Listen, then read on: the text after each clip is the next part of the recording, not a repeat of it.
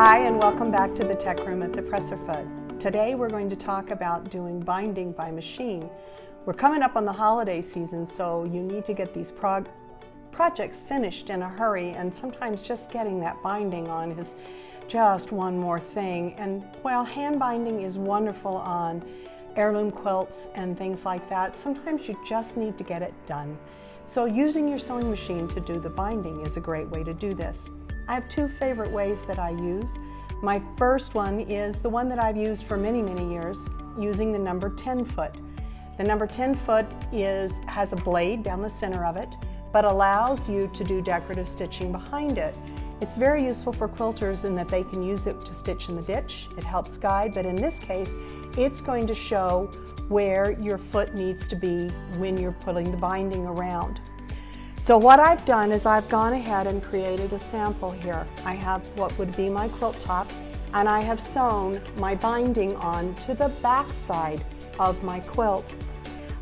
I used 1/4 inch seam allowance on the binding, but you'll notice that I actually left a little bit of extra room on the side here.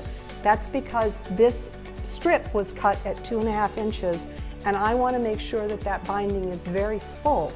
Bindings wear better if they are filled. When they're loose and can move around a bit, they wear much quicker. So I've gone ahead and done that, and I'm going to put my number 10 on.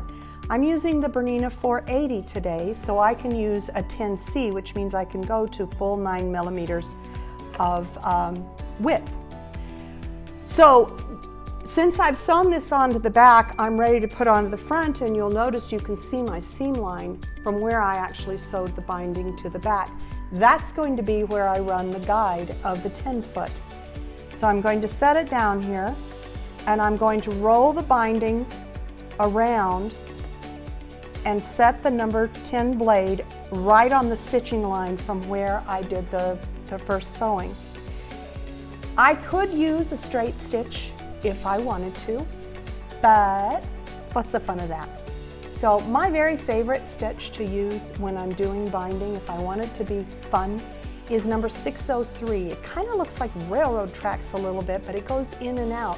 So if I bobble a little off that line, it doesn't show so much. So let's get started.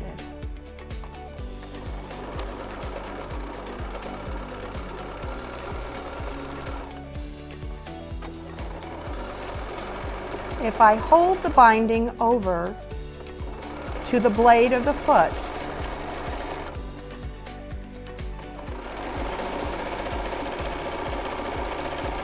it will catch the binding, and the center spine of the decorative stitch will actually go over right where I sewed. Another one that I enjoy using is actually buttonhole applique. In this case, I will turn it around so that it's mirror imaged and sewing, and then I want to move it over so that the spine itself is right over the center line. If I make it a little bit bigger, I try and make the stitch length and the stitch width identical. This is a much faster way to bind a quilt, as you will see here in a minute.